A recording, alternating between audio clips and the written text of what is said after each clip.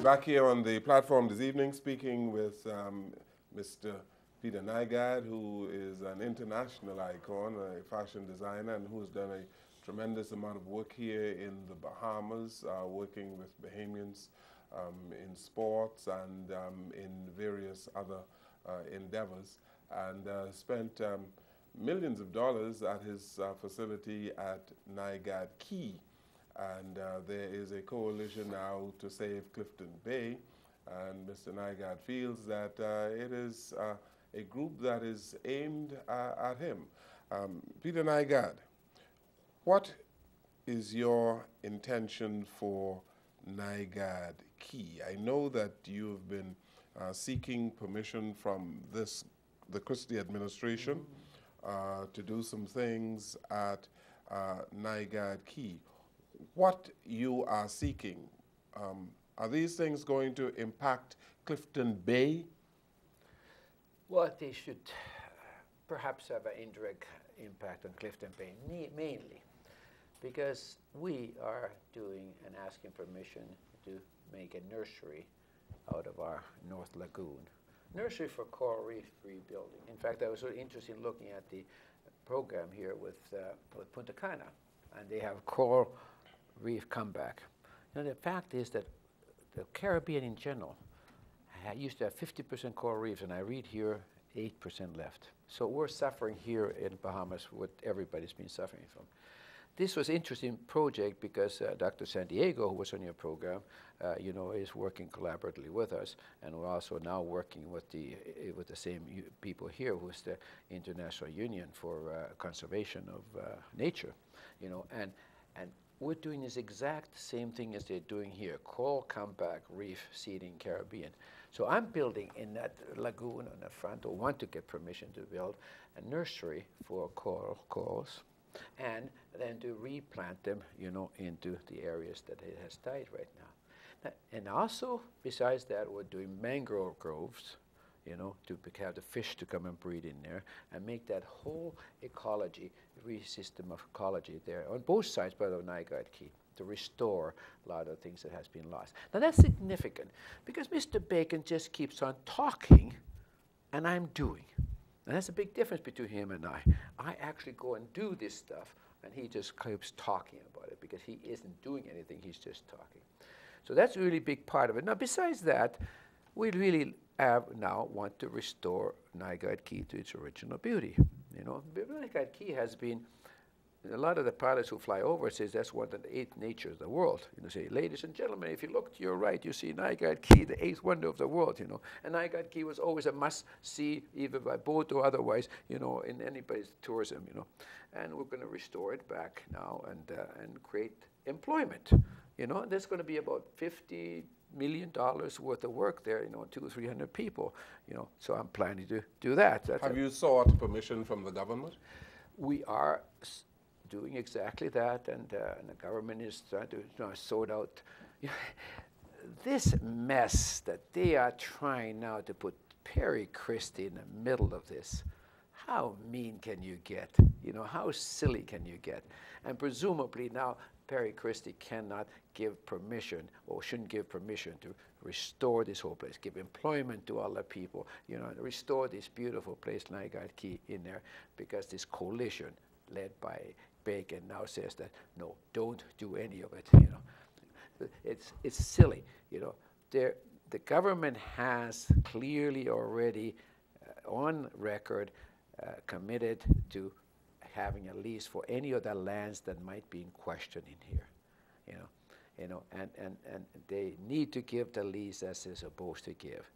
That should have happened years ago. You were seeking a lease for some of the property that was reclaimed as well. Normal procedure, whatever is the issue here, normal procedures occur every day in Bahamas, whether it's Atlantis is built or whoever it is, you're building on sometimes on government land, which sometimes the pilings might be over there that occurred already 30 years ago. I just want to make it now official because I really don't want to go through this kind of nonsense again, live in this kind of terrorism, But the basic thing, when you ask the question, what do we want to do, is we want to build. we want to give Bahamians jobs. We want to restore this place into original beauty. We want to build nature, you know, and coral reefs and the mangroves and bring animals over there and restore nature, you know, and do exactly what these people are talking about wanting to do.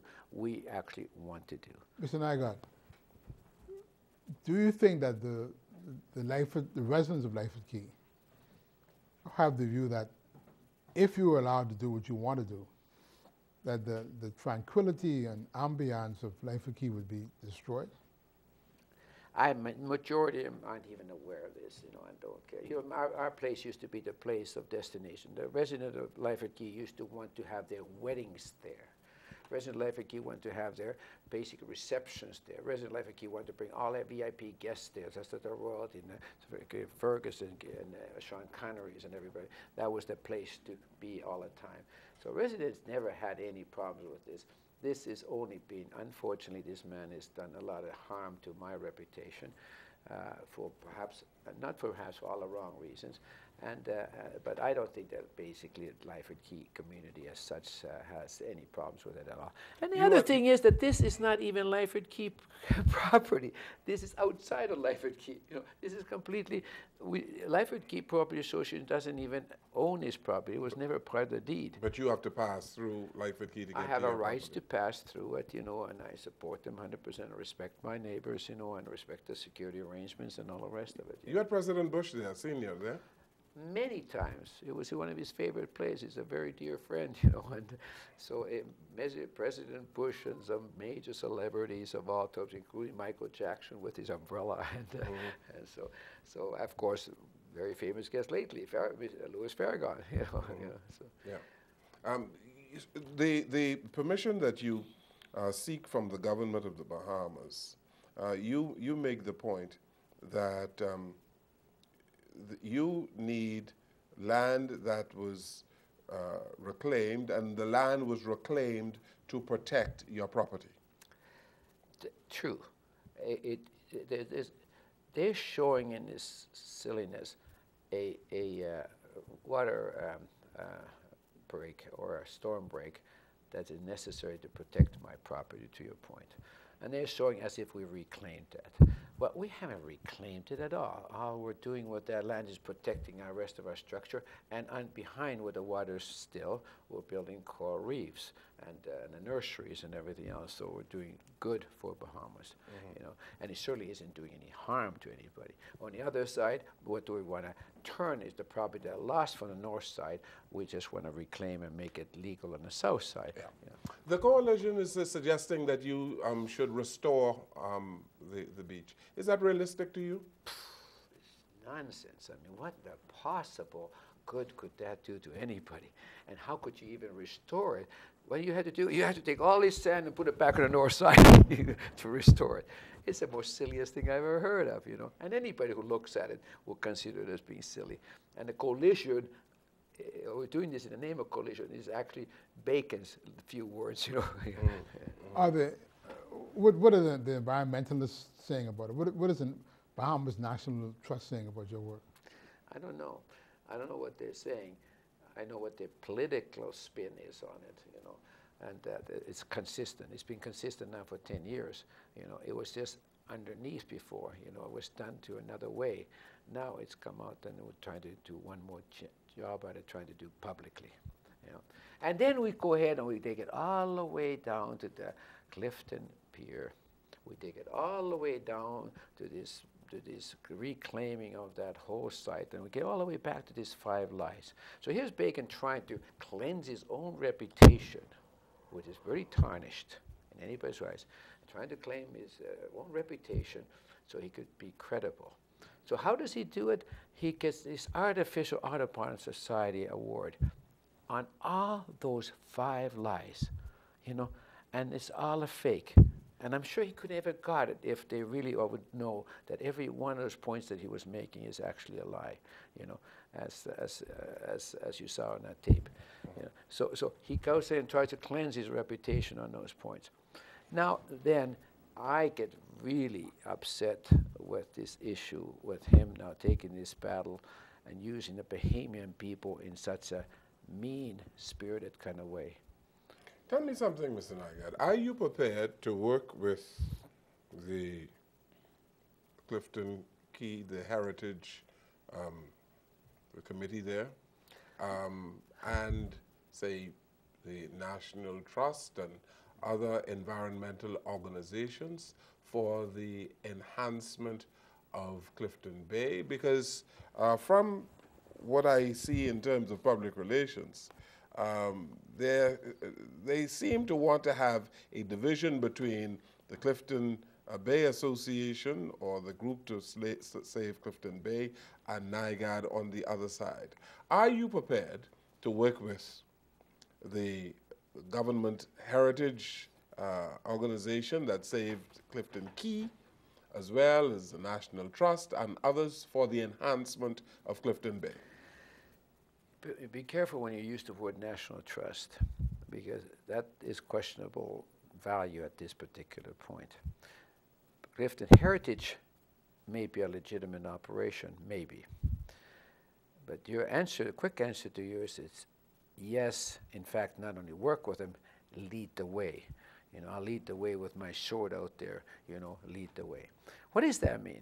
So here we have this beautiful piece of nature, land, that presumably, according to Kennedy and Bacon, was now stopped, and they stopped single-handedly, he says, which is a lie, to prevent it doing another Lyford Key out of it, making a gated community, and now we would have Lyford Key, we'd have that Clifton Bay, we'd have Albany, and then we'd have nothing but gated communities around here. And this courageous man stopped all that for the Bahamian people. He says 1,000 to 10,000 people were using that beach 14 years ago. Lie.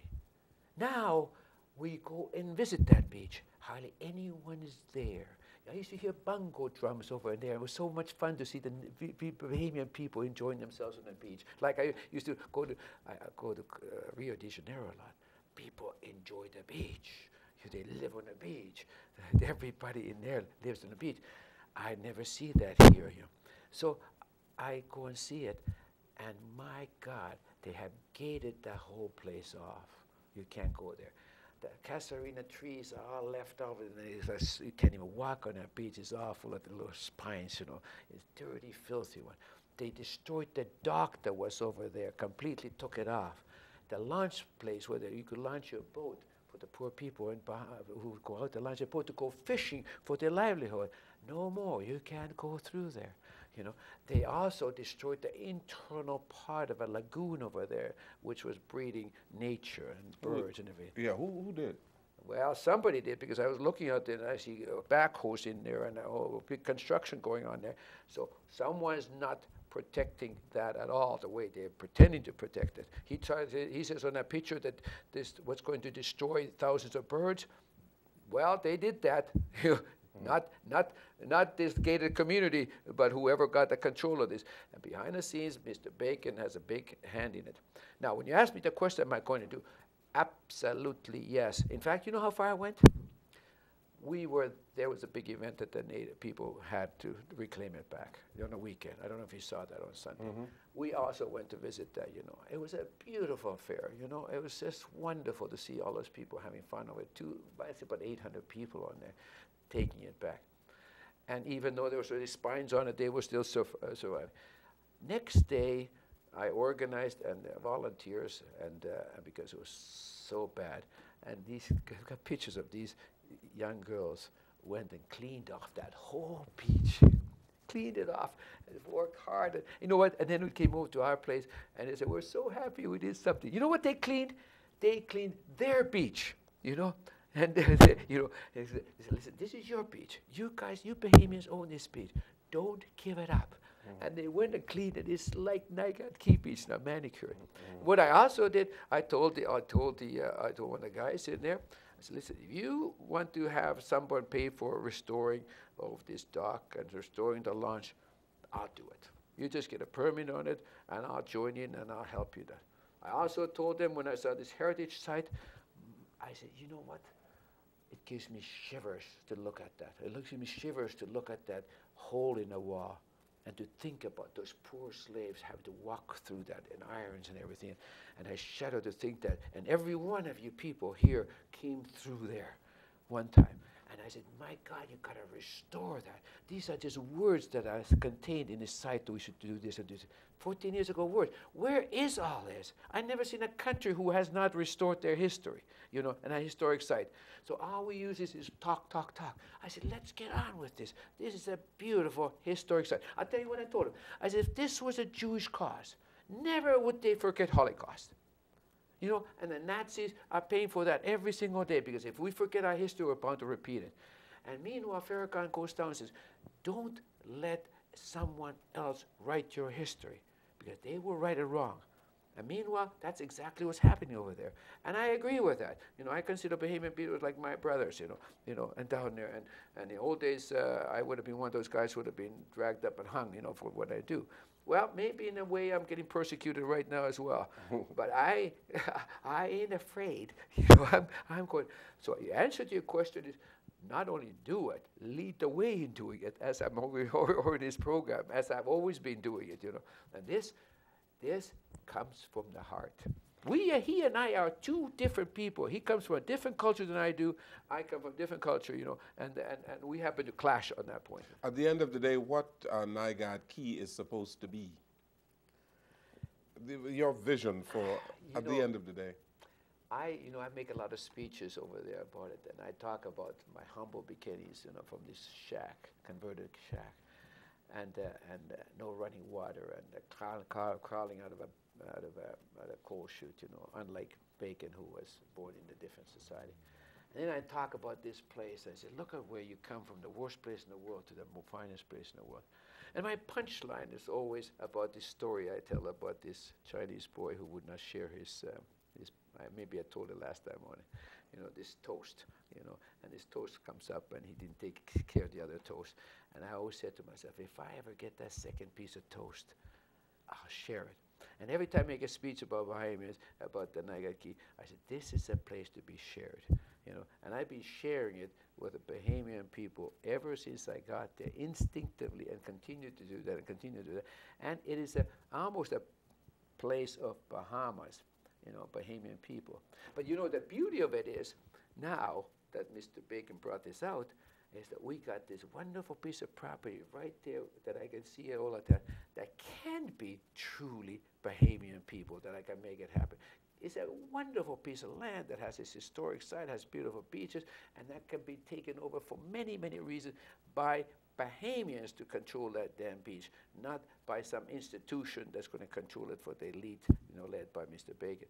So I'm sort of tying together Nygard Key and Clifton Key together now as one package over there. And while he's trying to isolate Bahamian people from there and from Nygard Key, I'm doing exactly the opposite. I'm trying to invite them to come in, and now I'm inviting them to come into Clifton, you know, and supporting that and doing more than just talking, but I'm putting my money where my mouth is. He's not. He's not putting his money where they collected last time $3 million donations. Can't see it. Where is it? Where is it? There's nothing in there, you know, even in early 14 years ago when they had led this thing. Nope. Where's this money now? What happened to it, you know? Well, you know what happens a lot of times with charitable organizations? It just goes to the guy who organized it and goes in their pocket, right? No, I don't want any of that now. I'm going to hold him accountable for this stuff now. That's why I'm on the program right now. Tell me, I know that the feud continues between yourself and Louis Bacon, and perhaps in the future we're going to give an opportunity to people from the Clifton Bay group to listen and to respond to some of the things. I'd like to have him right here with me. Yes, some of the things that you have to say. We'll go on the same program. In fairness, you bring them on and let's see what they have to say. Let's have a debate. Yeah. In addition to what they are saying about Nygard Key, they are talking about the reef out there and the oil spills and all of that, and that must be of some concern to you as well. Oh, it's so sad. We went out there, we see these oil slicks everywhere. You know, this is another Gulf Bay, you know. We've been getting this oil all the time in there, and I see into my marina, I see oil slicks along the side. Now that the bell went off, you know, And this is what we really ought to be fighting. We ought to take all this energy together, join in forces. I love to join forces with Mr. Bacon and really get at that oil. You know, you're talking about whether I would join in? Gladly. Let's solve that oil problem that's destroying our beautiful place. Let's solve that oil tankers that are coming and dump their sewage into that place. Let's solve those smokestacks that are coming out of there. That is old technology that's polluting the air, and that air is dropping the water. We got things to do, man. You know, instead of wasting time arguing about nonsense. You know, so let's redirect this activity. Let's celebrate the Bahamian people's heritage together, you know, and join hands, you know, and make that all happen. Let's create a mini farm over there at Lyford Key in there, as a bio farm there, et cetera, you know. We got things really to do, you know, and so I love to have that debate with him, you know, and that friendship. You want to tie us together on a real cause? Gladly, I'm there. I'll volunteer. You know. You'll volunteer. Yeah, I'll volunteer. You'll come together with Bacon to say come to together, get rid of the oil. Bacon sitting there, and we can talk together about real causes. That would be the happiest moment of my life, you know. Okay. Well, perhaps you can ask them to organize it. To organize it and get you involved in the coalition. Oh yeah. Let's bring it right in the open now. Yeah. So you know, so no more sneaky stuff. Nothing sneaky. This is way too sneaky for my liking. You know, okay. I'm a very straightforward kind of guy. You know, and I don't like all this sneakiness. Yeah.